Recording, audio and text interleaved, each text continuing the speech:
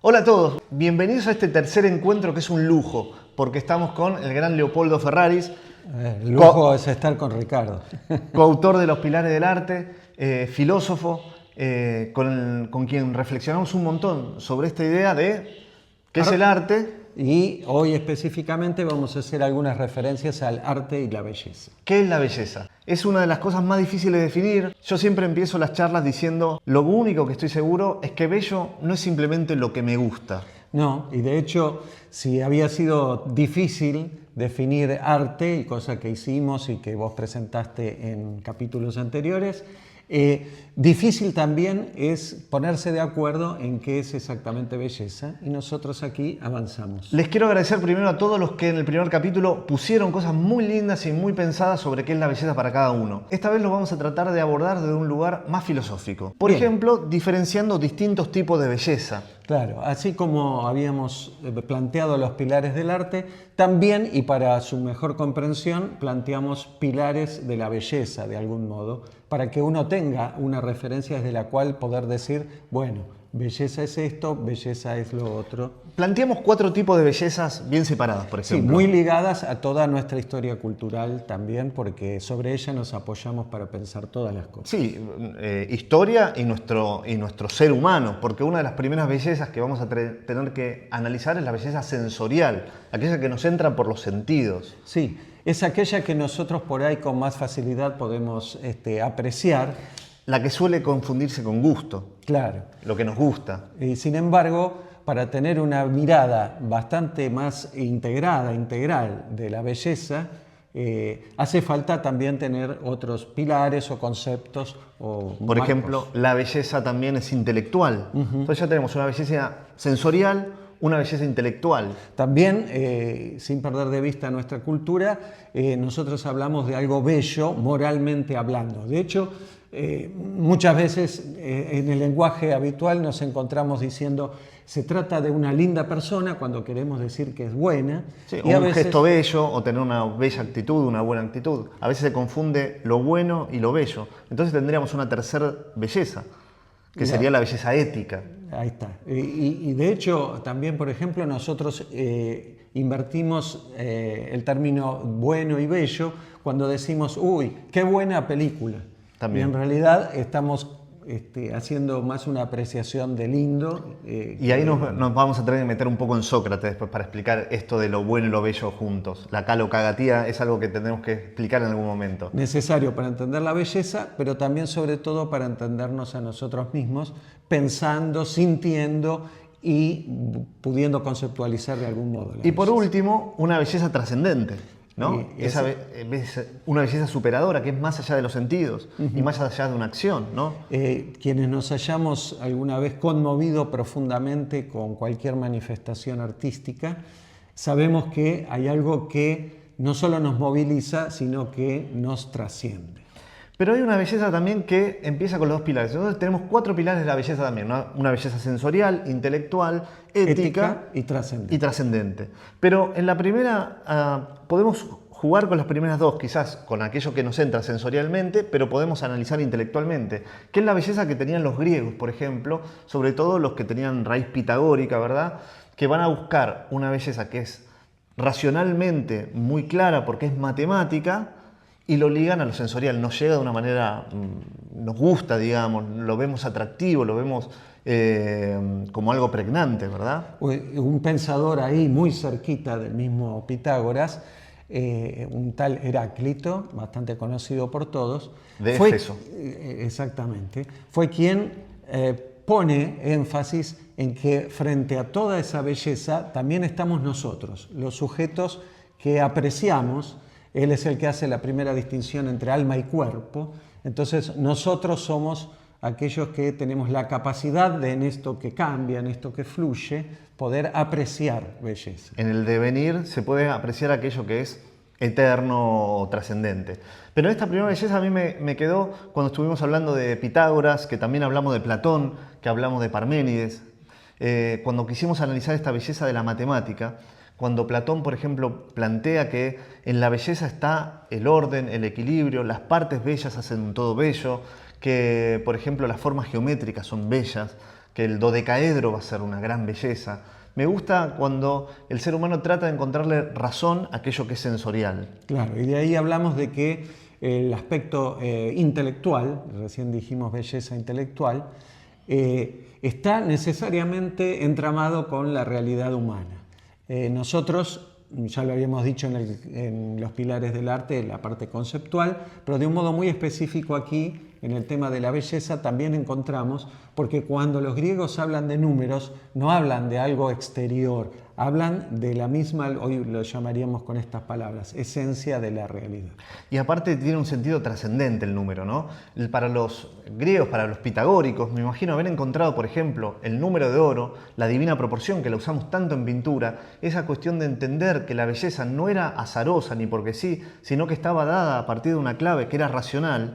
Cuando vemos una flor bella, cuando vemos el nautilus, ese caracol que es tan armónico, tiene atrás una ecuación cuadrática muy compleja y muy concreta. Entonces para ellos era haber hallado una especie de llave, signo que nos habían dejado los mismos dioses para decirnos que el mundo no era porque sí, que no era caótico. Entonces ustedes piensen, cuando ustedes van a dibujar algo, pintar algo, con esta belleza pitagórica, tienen atrás una concepción del universo, que el universo no es caos. Sí, de hecho hoy se sigue trabajando en la numerología, el significado, la magia, el mensaje, los logos dirían los griegos, que encierran toda este universo numérico. Quizás nuestro conocimiento actual hace que matemática esté muy separado de arte, pero en ese momento se combinaba todo. Ya llegaremos, eso fue Lo el mismo siglo pasaba XIX. con el bien, claro, con el bien. Para Sócrates, lo bueno y lo bello estaban muy cercanos, ¿verdad? De hecho, no los puede separar y se utiliza una palabra en griego que los reúne a los dos y que está acá. En los pilares del arte explicada un poquito más,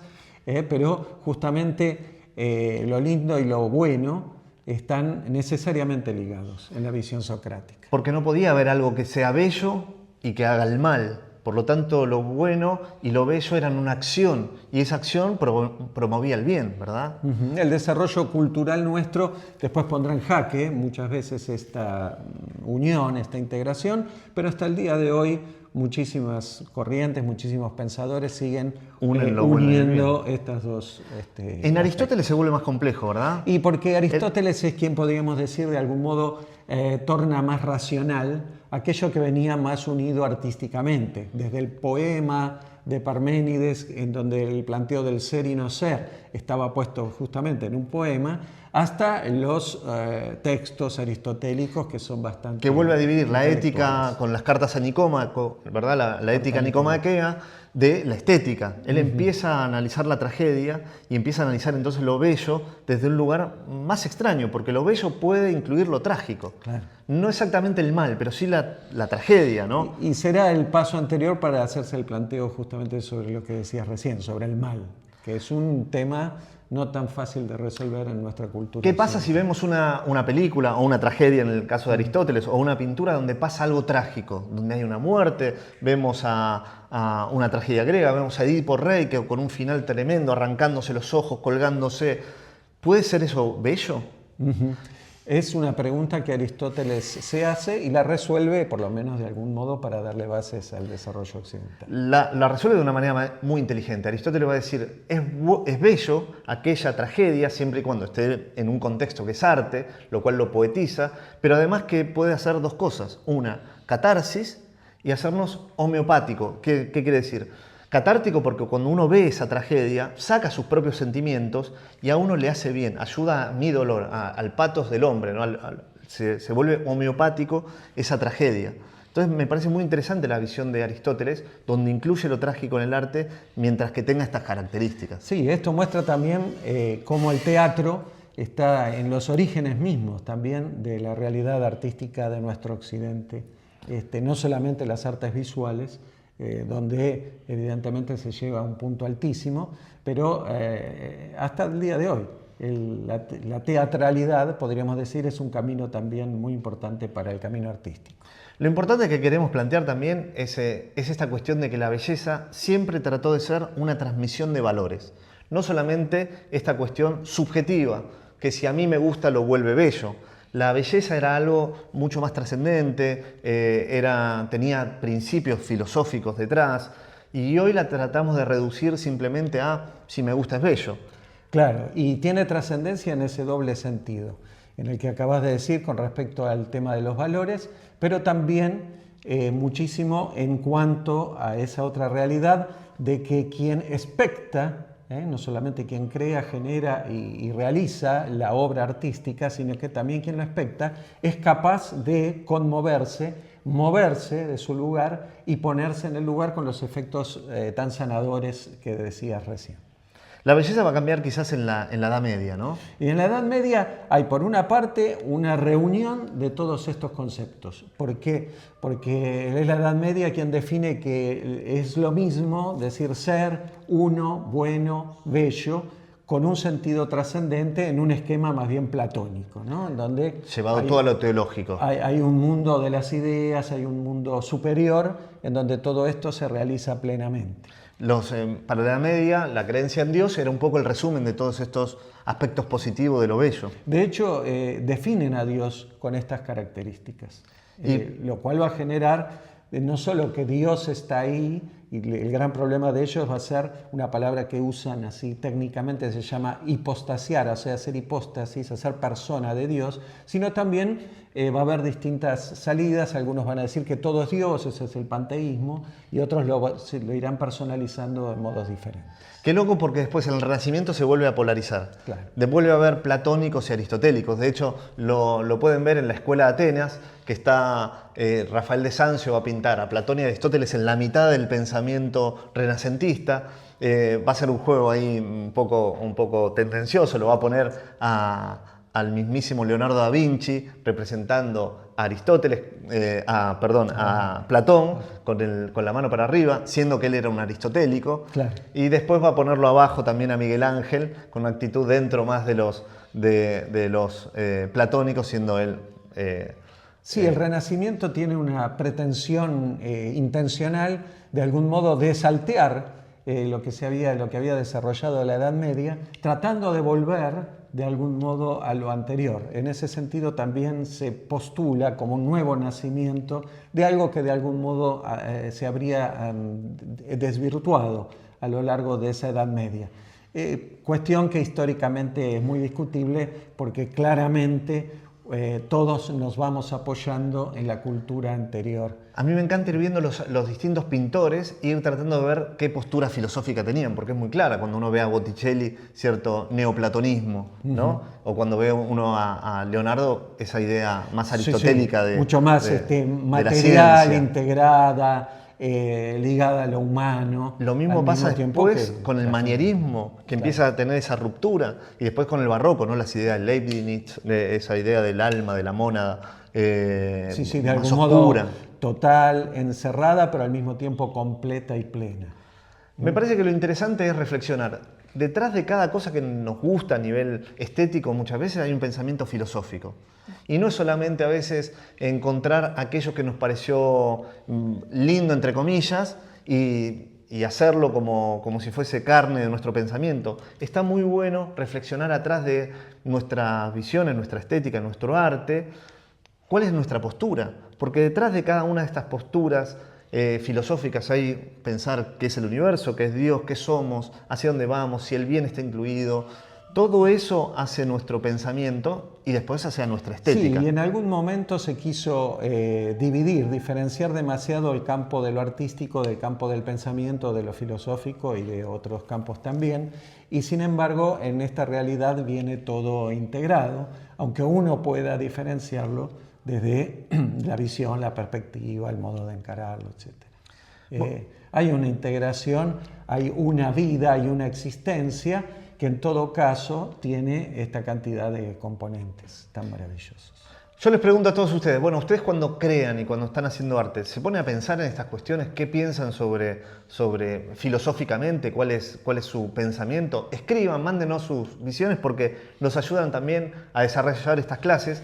Síganos en el canal, suscríbanse, sigan a Leopoldo, que tiene unas charlas interesantísimas. @leopoldo.ferraris es mi Instagram, ahí pueden encontrar también las propuestas que siempre además están ligadas a lo estético. A lo estético. Es decir, a mí me gusta mucho y discuto muchas veces cuando alguien dice, bueno, ¿esta obra la pondría o no la pondría arriba del sillón de mi casa? Según eso, para mí es bella o no. Yo digo siempre, qué suerte que el sillón de tu casa no hizo la historia del arte, porque, volvemos, no basta con que nos guste para que algo sea interesante, bello, profundo. Lo interesante es pensar qué hay detrás de cada obra de arte, tratar de sumergirse un poquito en los filósofos y entender cuál es la base, la esencia que los hizo crear a esos artistas y tratar de entender cada uno en su contexto, ¿verdad? Bueno, acá encontramos bastante del fruto de nuestras reflexiones, discusiones, de Años de compartir charla. esto. Y durante muchísimos siglos la gente se ha preguntado qué es anterior, si los cambios, el arte, el pensamiento, cuál influye sobre cuál. Y en verdad, generalmente se ha llegado a la conclusión que la interacción es permanente. El entramado, diría Leopoldo, entre arte, filosofía, es lo que nos hace mejores personas, mejores artistas, mejores filósofos, ¿no? Cuando podemos entramar las distintas. Sí, por eso también Pensamientos. es importante crecer como artistas. Sí. Nosotros solemos decir, el ser artista tiene también toda una dinámica especial que se puede abordar. Mirá, y recién estamos en las primeras 3-4 páginas de nuestro libro. Así que imagínense todo lo que escribimos, todo lo que pusimos. Los esperamos para el próximo encuentro. Ya seguramente estaremos pintando y trataremos de poner parte de estas reflexiones en obras de arte. ¿Cómo es que uno pinta este pensamiento, digamos? Cuando uno pinta el barroco, ¿qué está pensando? ¿O qué filosofía lo contiene? ¿Por qué esa oscuridad? ¿Por qué esa falta de certezas o de luces? Y al mismo tiempo pensar a partir de algunas obras de arte cómo se ha generado una transformación o cambio en la realidad.